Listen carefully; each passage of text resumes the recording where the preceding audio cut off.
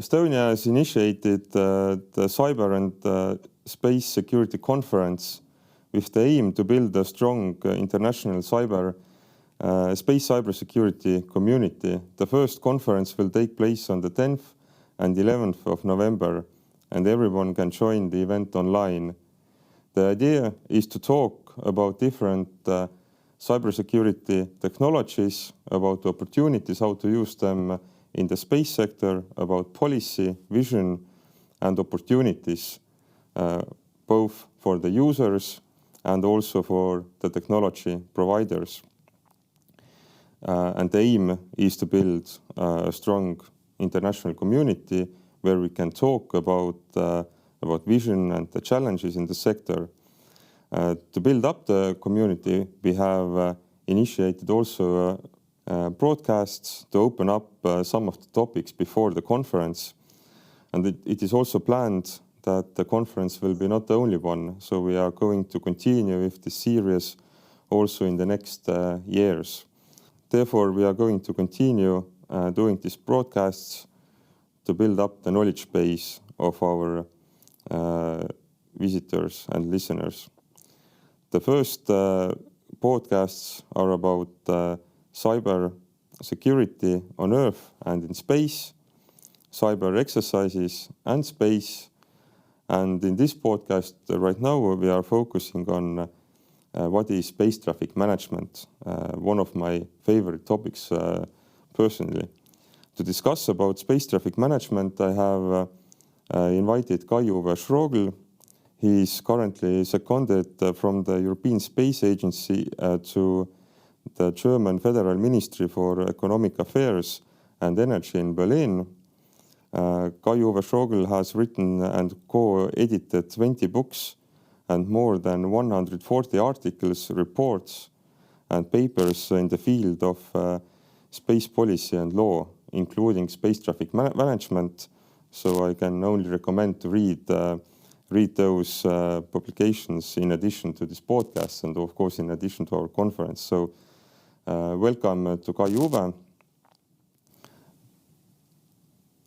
Thank you very much for inviting me, Paul. Good evening from Berlin. Maybe you can say something about in addition, about your background and your connection to space traffic management. Well, I have been working on space traffic management since the early 2000s. In 2006, I was the study leader of a study of the International Academy of Astronautics. And this study on space traffic management was a kind of standard since then. In 2014 to 16, I was the chairman of the legal subcommittee of UN COCUOS. And at that time, we established an agenda item on space traffic management. And now I have more or less continued that work on space traffic management as the organizer of the European Space Traffic Management Conference of July 2021. Good, but before we continue, we have to maybe explain what is space traffic management and how is it defined. I think, Kai-Uwe, you are the right person to ask this question. So how are you defining exactly space traffic management and what is it? So what do our listeners have to know about it? Well, first of all, space traffic management, or STM, responds to the rapid increase in space activities. We see more and more states using their own satellites. We see more and more private actors. And we see new forms of space activities as mega constellations. The results of all this is a growing lack of safety. STM is trying to remedy this, and it can therefore be defined as the technological and regulatory means to enter into outer space, operate in outer space, and return from outer space to Earth in a manner which is safe from physical or radio frequency interference. So this definition was drafted for the 2006 study of the International Academy of Astronautics, And it has been even used by NASA appropriation bills in the US House of Representatives. So it's rather broadly used and quite accepted. So, and if we are talking now about space traffic management, so what are the main challenges that we are facing? So why should we talk more about space traffic management and what are the issues? We have to create a common understanding of the governance around the globe that we need to act multilaterally, that we have to establish norms and rules of behavior which would benefit all actors in outer space. This would, of course, reduce the freedom to operate in whatever ways the governments want to operate, but in the end, this restriction would be for the common benefit and also is in the self-interest of the actors. So, if you talk about the challenges, are they the main challenges in the legal domain, policy domain, or technology, or is it a combined mess? Well, it is unfortunately a combined mess, but I think we are approaching a good situation where, first of all the actors understand that they have created a mess, as you say it, in these three areas, and that it's not enough to act in one field, but that we have to act in all three fields together. So basically, if our conference is focusing on space cybersecurity, so it's only one of the domain. Its main focus is on technology. So it is a topic. During this conference, we cannot solve all the issues about space traffic management. So it's only one component, and we need further discussion in different fields then in addition. Yes, absolutely. But we have to start somewhere. If we wait until everything falls into place as a kind of miracle, we will never come to terms. So the more precise we start, the better it is for the further development and building up block by block a coherent space traffic management regime as a whole. Kai-Uwe, you have been very active in the field of space traffic management, all the books and publications and talks you have made. So what inspires you the most on the STM topic? Why are you doing it, and what's the driving force here? Well, we can, or I should say we at least could, remedy a difficult and dangerous situation, which is a real threat in perspective for all those active in outer space. We can, and this inspires me most, do better than climate change, do better than fighting climate change. We still have the chance to establish rules for space traffic management now at a stage which is still manageable. Today, we do not have to wait until it might be too late, like in climate change. And for outer space, collisions happen all over the place in the orbits around the Earth. So we can do something really good and we can approach it at the right time. This year, Germany was pushing forward the discussion about space traffic management in Europe. One of the key activities was the European Space Traffic Management Conference, and you were one of the initiators of this initiative. So what is the outcome of the conference, and what is the European view on space traffic management? Yes, indeed. The Space Traffic Management Conference was a key issue for us in the presidency we held last year. We were able to take a really big step in putting Europe on the stage for STM. I think we were able to assemble all member states of the EU and of ESA together with their executives in a very coherent and in a very constructive way. And we were able to create a substantive outcomes paper, which reflects a joint understanding on the need of STM for Europe, and supported by a hearing and a broad mapping, we identified what we already have in space traffic management and what we actually need. So what do we actually have in Europe in space traffic management, for example? Well, we have technologies. We have certainly an industry which is ready to take up all the challenges. Our operators are very responsive for that.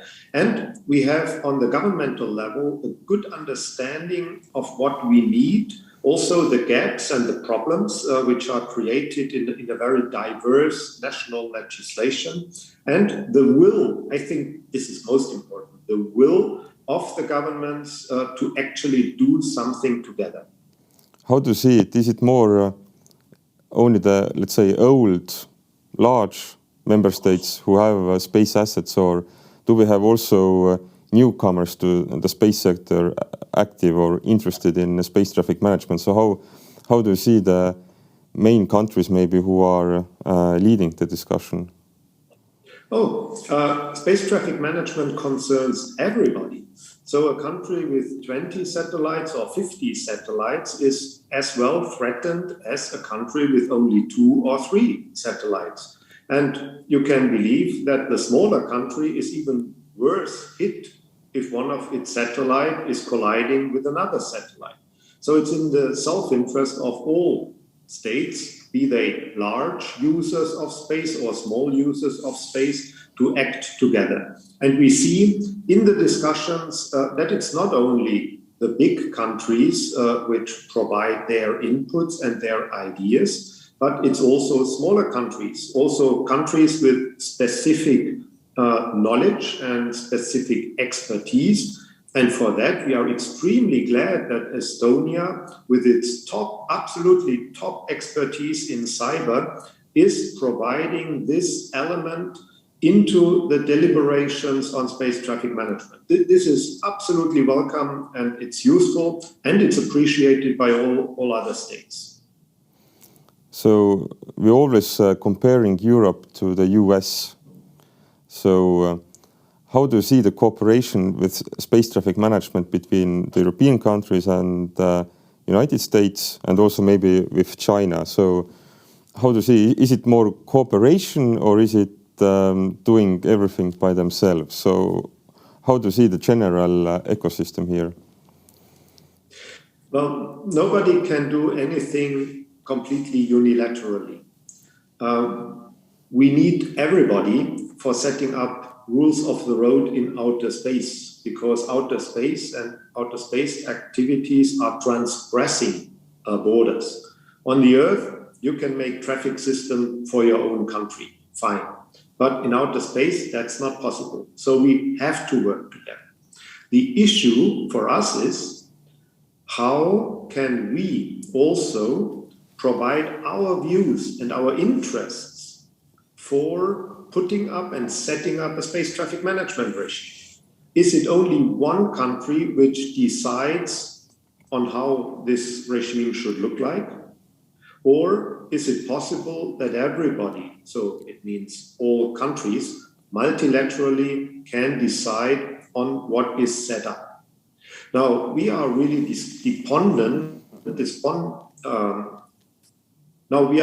dependent on the data, the observation data, space situational awareness data of the United States. So they are our partner.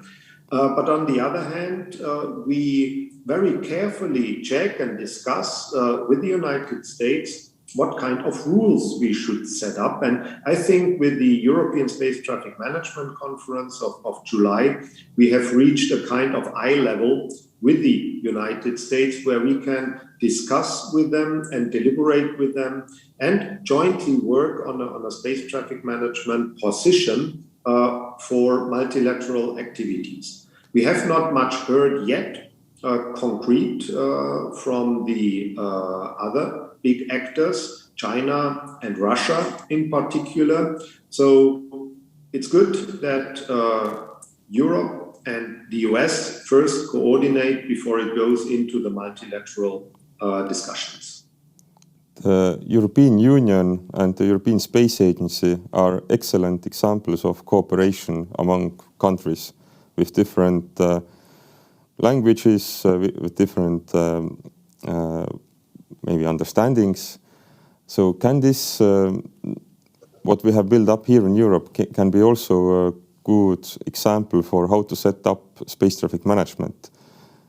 So can this collaboration among countries, how we are talking everything through in ESA, for example, all the programs, can this knowledge we have gathered how to create industry policy and so that every nation is happy with it?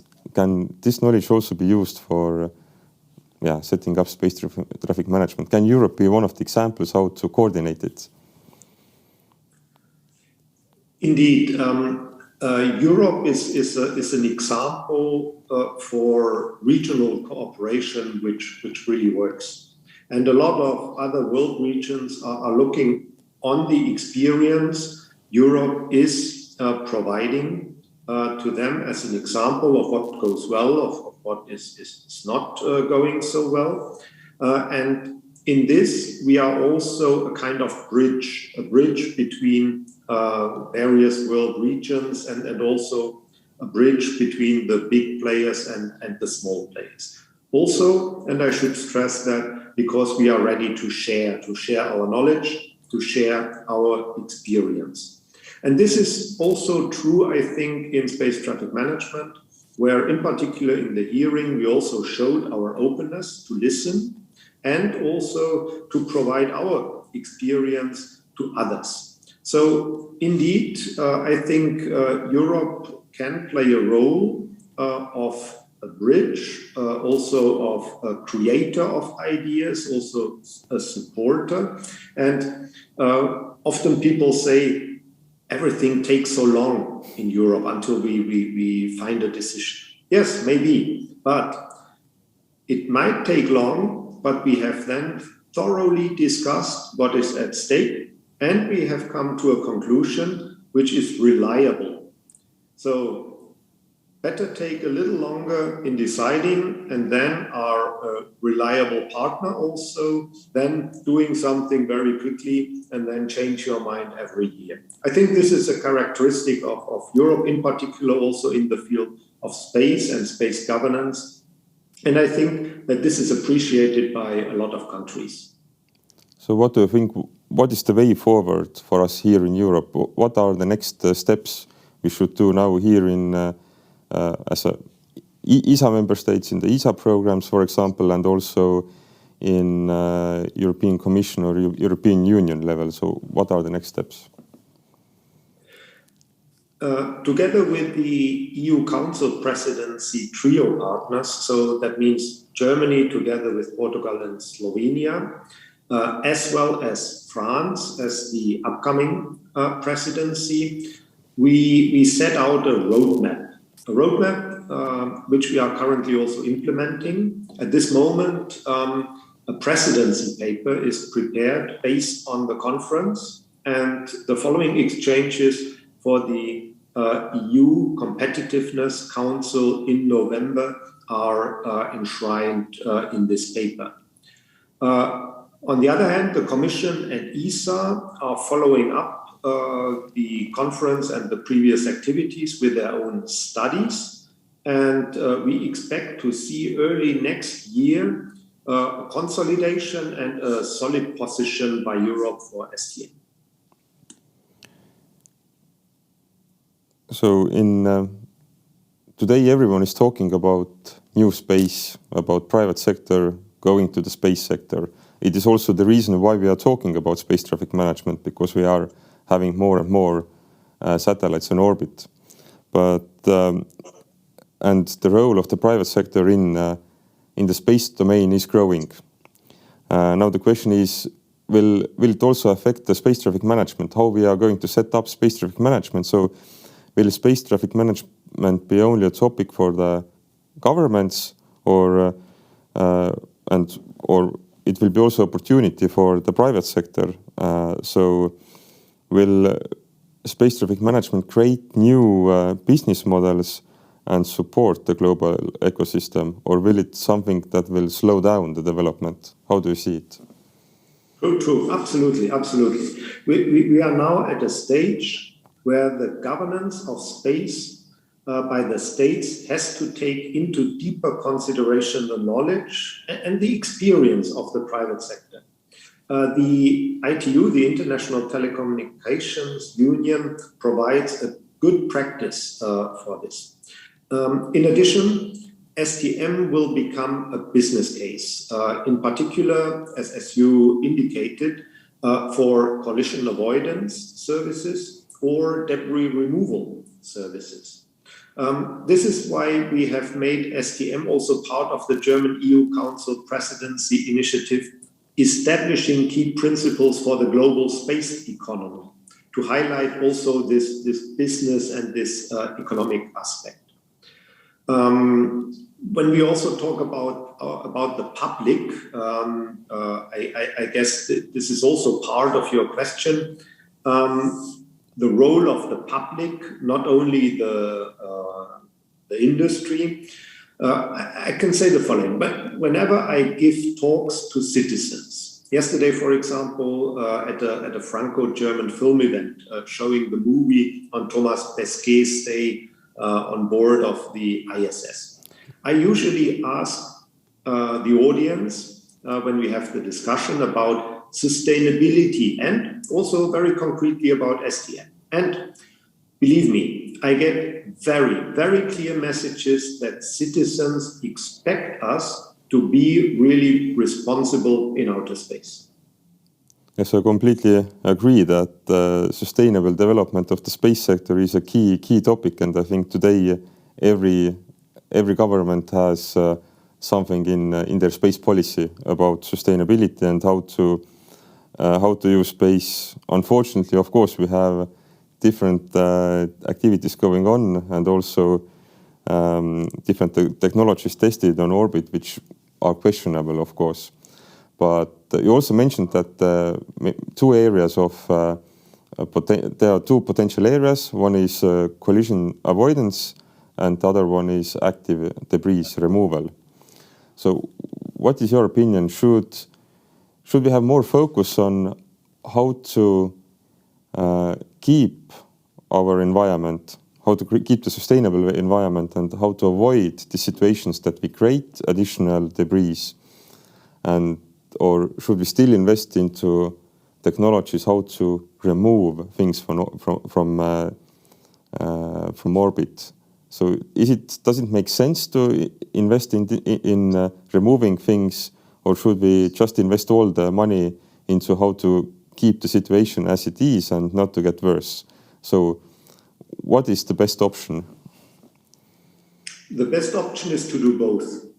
We have to, and this is, I think, very broadly understood since the enactment of the space debris mitigation guidelines, which have been emanating from the UN corpus.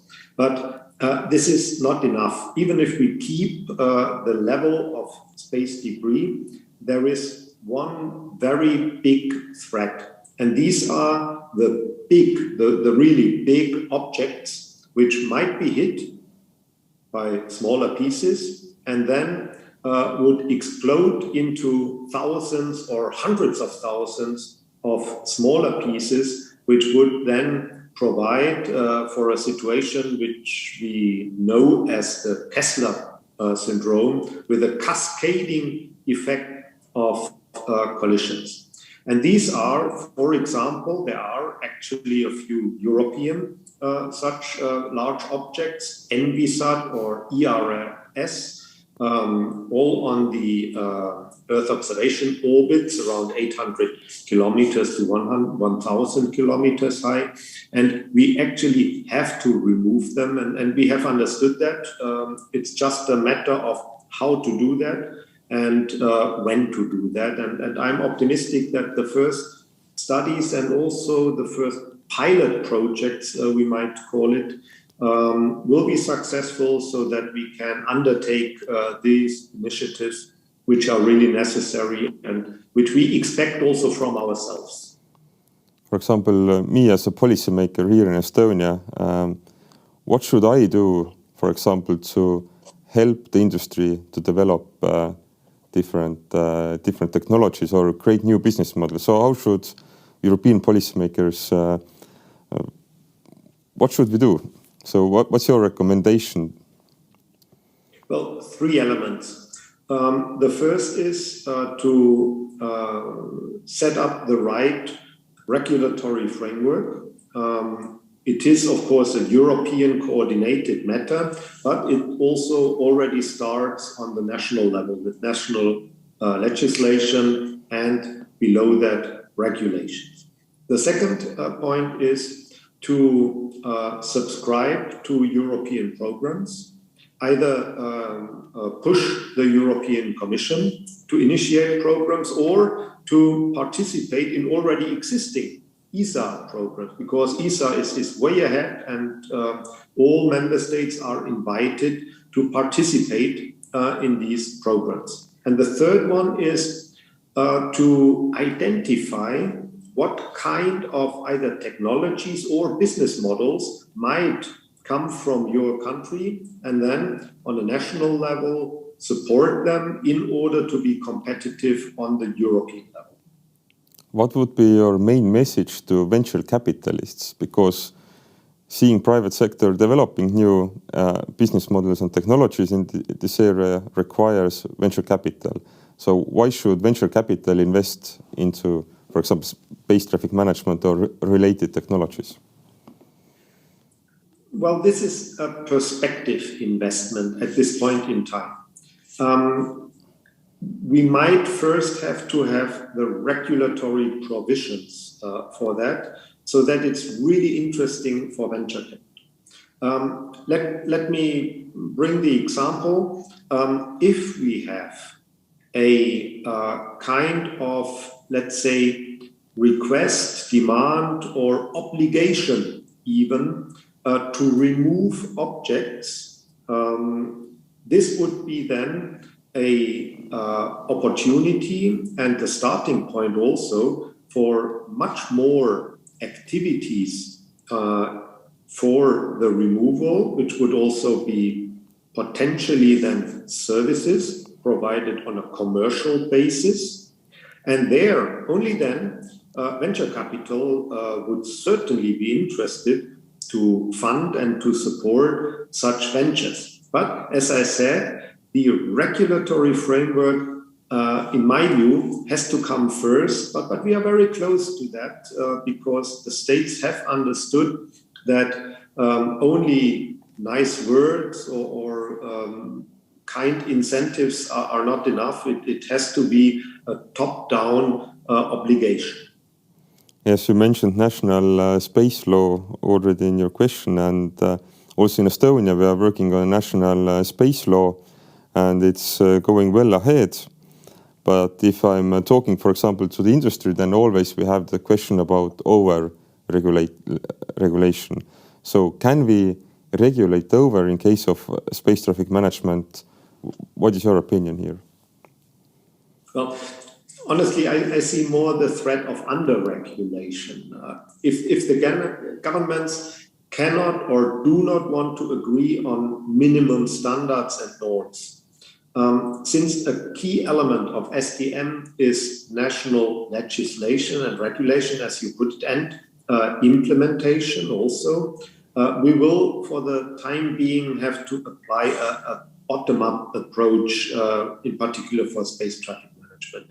My conviction is, however, to set up a legal architecture, no over-regulation, a legal architecture appropriate and comparable with air traffic or frequency management, as it is handled by ICAO or respectively the ITU. But this might take 1 or even 2 decades, but this then can help really shaping the regulatory needs and also avoiding that here or there we have over, and there we have under regulation. In Europe and globally, we have many countries right now who are working on national space law. So what are your recommendations here? How should we address maybe space traffic management in the next years? So should there be space traffic management already mentioned in it? So how can we foresee the developments? Or does it mean that in the next 5-10 years we have to update our national law again? Oh, that might be possible. We are now discussing space traffic management, not simply on the national level, but here in Europe on a regional level. And we also have the agenda item on space traffic management on the global level in UN COCOAS. And I would say we already share as a common understanding amongst the governments that space traffic management cannot work unilaterally. You need a multilateral understanding. Traffic rules in outer space make really only sense when they are shared by all participants, really absolutely all participants. We do not have islands in space where you can drive on the other side of the highways than the others, as I said. This is a really strong basis for setting up globally developed, accepted, and then implemented rules of the road, which are rules of behavior in outer space. So if Estonia wants to be a good player in the space sector, also developing space traffic management applications and new business models in this area, we need to have a space law, right? Yes, indeed. A space law is absolutely necessary. Space laws nowadays go together with a space strategy. Space laws are needed for authorizing private activities, and they can also put either burdens or incentives on industry to do this, do that, or be the beneficiary of the one or the other activity and action of the state. But they can also contain safety regulations which deal with the prevention and the mitigation of space debris. And in perspective, national space legislations, and this is what you asked before, will have to reflect the traffic rules and implement on the national level the traffic rules which have to be worked out on the international, on the multilateral level. Okay. And one of the main questions, or the biggest questions ever, is will there ever be a globally recognized space traffic management platform? Can something like that be built, or is it just a dream? No, I'm absolutely optimistic. You see, I worked on the first international interdisciplinary study, which was presented in 2006 on space traffic management. Now we have 15 years since then. We have drafted a second follow-up study in 2018. Even 3-5 years ago, absolutely nobody talked really about space traffic management. It was something for experts. And well, it slipped, as I previously indicated, here or there, even into laws or regulations. Now everybody is talking about it. We see that the politicians also here in Berlin, but also all over Europe, they use the term space traffic management as if they have grown up with it. And this also shows that it is something reasonable, that it is something which is needed and which is accepted. Of course, now we really have to do the hard work of finding out what is acceptable in the end, not hopefully the smallest denominator, but hopefully a good denominator. And this will then lead us to something which, and this is important to mention again and again, which serves everybody. everybody will benefit from space traffic management, from a global space traffic management regime. And I'm very glad that we possibly were able to contribute to this understanding, which opened the door now for concrete discussions and deliberations. From your first study in 2006, it took more than a decade to come to the point where we are today. So what do you think, how long will it take until we have a platform or something real? I already said that we are still at a stage where it's not too late. Imagine that we already have the Kessler syndrome. Then people would say, do a space traffic management regime next year. And we might then also say, well, we don't need an STM anymore because it's too late. But this is not the case. And therefore, I'm very optimistic that we come to terms in a reasonable time frame. We now work on a regional basis. This might take 2 or 3 years to have a very good and solid position, which will also go into international deliberations.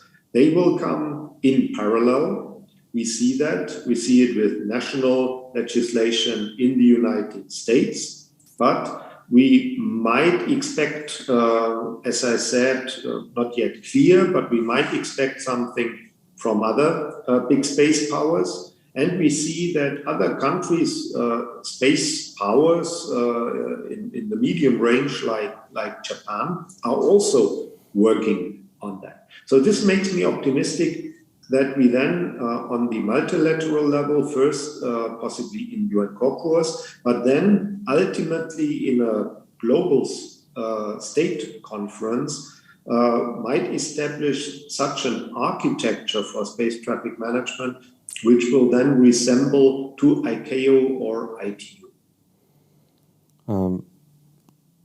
Exchanging information, data notification among satellite operators and governments is one of the key activities in space traffic management. What is your main message to governments? Why should they start exchanging information, or government organization information among each other? I'm not talking only about, for example, Germany or Estonia, but on a more broader level globally. And also, what should be the message to satellite constellations or private companies? Why should they give away their operational, for example, information? So what are the benefits in exchanging information for governments and private sector? Well, it's obvious. If you share the information about where you are, the others, who then also know where they are, might be able to avoid collisions. If you leave the others completely in the dark where you are and where they are, then anything can happen. This is what I call the self-interest of all the participants in spaceflight, which brings us to a point that sharing information is the basis for space traffic management. Of course, there are security concerns, and these are taken into account already now, even by those countries which very broadly share information, like the United States with European countries, for example, for which we are certainly very grateful. In the future, we have to have a data set and information on what is going on in outer space in order to provide for all the participants on an equal footing a better and a good understanding of what is going on in outer space, so that they then can also shape their operations accordingly. So I'm also optimistic that this basic building block for space traffic management can be organized on a multilateral basis, but this requires, of course, first of all, additional technical provisions and inputs and installations, and then a careful consideration of the governance and the organization of this. Let's say we have a platform for space traffic management. Who should be operating it, or who should be the owner, or should it be a decentralized solution? Well, this is something which is completely open and also which is something to be discussed amongst the states. There are various models, and this is good that we have various models. I mentioned a few of them already, and that the states, and it will be the governments who will decide on that, that they can check, analyze, and then decide on the basis of a very thorough deliberation on how to shape the governance. I think we are in a good position not to make mistakes, also not to simply find the smallest denominator, because we have very good examples, very good best practices on which we can build. Yes, thank you. Thank you for the answers. And how we are going to exchange information between different players and guard the data, these are exactly the topics we are going to discuss during our conference this year and also over the next years. So who is interested to learn more about different technologies and how can space traffic management be solved in technology point of view, so please join our conference this year and also in the next years, where the topic will be discussed more in detail. And thank you, Kai-Uwe, for your time today. Do you have any final message you want to maybe say out in the end? Well, thank you, Paul, for inviting me. This was a really inspirational discussion we were able to lead, and I want again congratulate you to take the initiative for this conference. And I very much hope also that you continue with a series of such conferences, because there are so many topics, there are so many issues to be discussed, and Estonia is a fantastic moderator in that. And you can also build on your fantastic and top-level expertise in the cyber field.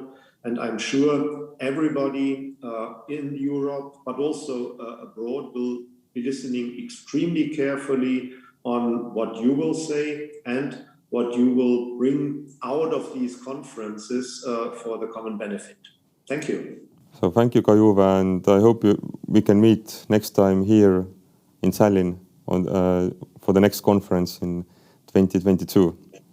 So thank you, everyone, and now let's see how the panel discussions are going, and we are also providing a wrap-up article about the conference and about the conclusions. So see you at the next podcasts or then during the conference here in Tallinn. Thank you.